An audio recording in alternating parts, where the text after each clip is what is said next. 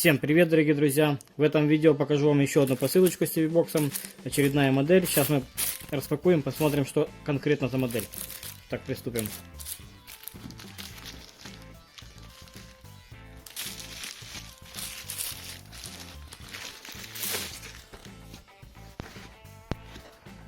Так, вот, собственно, выглядит упаковка.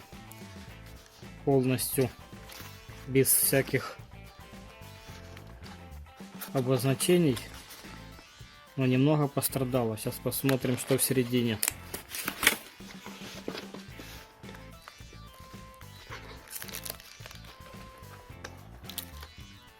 Вот такой вот у нас TV-бокс, довольно большой. Это уже считается из больших версий.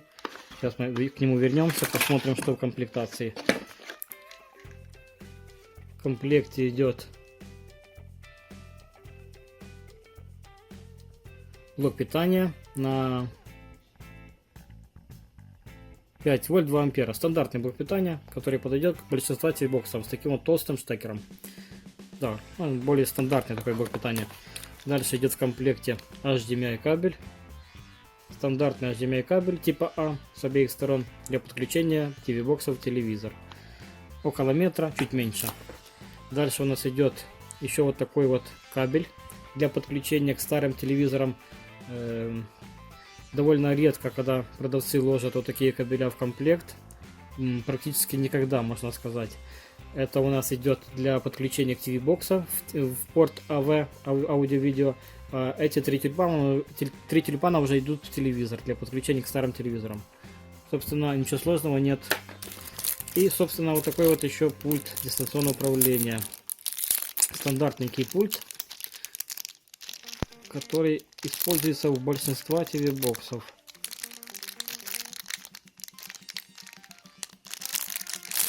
Вот. Пульт довольно удобный, такой вот маленький, простенький. Кнопочки все понятные, допустим, где что включать. Это у нас ряд конкретно для медиа функций. Вот. Питается пульт от двух батареек типа 3А. Маленькие такие мини-пальчики. И, собственно, еще такой вот мануальчик. Инструкция для подключения. Ну, собственно, в принципе, инструкция здесь на английском языке, но довольно все понятно. Думаю, разобраться сложности не составит.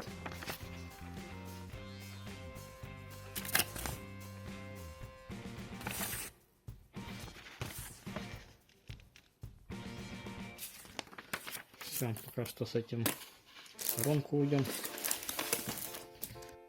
Так, перейдем к TV-боксу. TV-бокс в такой вот защитной пленке транспортировочной. TV-бокс имеет вот такой вот большой вид. Называется у нас M9S Pro 16 гигабайт от производителя Decooler. Такой довольно большой. Спереди у нас имеется... Ничего не имеется. Здесь просто индикатор, который горит, когда включенный и выключенный.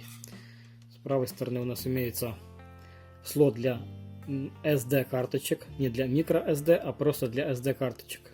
Не знаю, вам видно, не видно. Вот такой широкий снизу. Во второй сверху, это тоненький, это просто вентиляция, это ничего не означает. Вот, надеюсь, видно. Дальше идут у нас 3 USB разъема. Здесь они подписаны у нас даже 1, 2, 3 версии 2.0. И с этой стороны у нас 4 еще. То есть 4 USB разъема. Это довольно немного TV-боксов поддерживают вот такое количество разъемов. Так что это уже плюс для того, чтобы подключать различные накопители. Там даже винчестер можно подключать до терабайта. Micro SD карточек до 64 гигабайт поддержка. В USB порты можно подключать как беспроводные, так и проводные мышки, там клавиатуры, в общем, что угодно. Множество различной всякой штуки. Даже веб-камеру можно подключать через USB. Так, сзади у нас идет SPDIF разъем для подключения какой-то модной акустики, к примеру, если у вас, допустим, есть такая. Дальше у нас AV выход для подключения аудио-видео, всякой, допустим, наушники можно подключать, допустим, можно колонки подключать 2.0, или можно подключать, к примеру, к старым телевизорам этим кабелем, который идет в комплекте. Это уже хорошо. Если у вас старый телевизор, отличный TV-бокс для этого как раз будет работать. Дальше у нас идет HDMI разъем для подключения к телевизору, к современному телевизору через HDMI в HDMI. Опять же, кабель идет в комплекте. Версия HDMI 2.0, то есть поддержка 4К видео спокойно.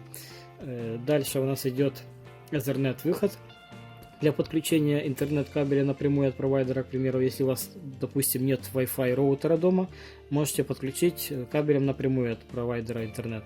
Если у вас же есть роутер, то не вижу смысла тянуть кабеля, хотя это как кому удобно. В общем, имейте в виду. Дальше у нас последний разъем. Это у нас 5-вольтовый разъем для подключения к блоку, к розетке. То есть блок питания опять же идет в комплекте. И последняя сторона у нас ничего не имеет, просто ничего нет. Сзади у нас идет просто такой вот прорешоченный перфорация такая для вентиляции TV-бокса. И такие прорезиненные 4 ножички, чтобы TV-бокс не ездил по столу или где-то там у вас будет стоять. Вот. В отдельном видео я вам покажу уже более подробно, что он себя представляет, подключу его к телевизору и более подробно покажу уже при включенном виде. А это просто распаковка и ознакомление с этим товаром, что он себя представляет наглядно, в какой упаковке приходит, с какого продавца. В общем, унбоксинг. То есть посылка мне шла около 3-4 недель, чуть больше, чем 3 недели, но где-то меньше, чем 4 недели получается. Но, в принципе, довольно нормально все дошло, хотя не считай, что он немножко примялся, коробка, но, думаю, судя по TV-боксу, он не поврежден, так что, думаю, работать должен спокойно. Такие вещи, что их нужно сильно ронять, чтобы они прямо уже повредились. Итак, пройдемся кратко по характеристикам. Что этот TV-бокс себя представляет? Здесь на борту идет у меня Android 7.1.2, то есть последняя версия Android сразу, обновленная. Этот TV-бокс идет на процессоре 4-ядерном от Logic S905X, до 2 ГГц каждое ядро, 64-битная система. Также в связке в паре с этим процессором идет у нас графическое ядро, графический процессор Mali 450. Опять же, неплохое ядро, довольно хорошее, большинство TV-боксов используют такую графику. Дальше у нас конкретно эта версия на 2 ГБ оперативной памяти и 16 ГБ встроенной памяти. Также в этом TV-боксе есть Bluetooth 4.0 и такие поддержки технологий, как DLNA, Miracast, в общем, функции 3D Film, вот такие, в принципе, функции здесь имеются. Ну, собственно, поддерживает практически любые форматы, как и аудио, так и видео, так и фото. Вот. Ссылку, где я его покупал, конечно, скину под видео. Опять же, кто желает посмотреть на продавца, в общем, кто хочет купить, можете покупать. Довольно быстрая доставка. В общем, кто желает, посмотрите. А пока на этом пока что закончим. Всем пока, до скорых встреч. В следующем видео покажу уже более подробный вид. А пока всем пока, до скорых встреч.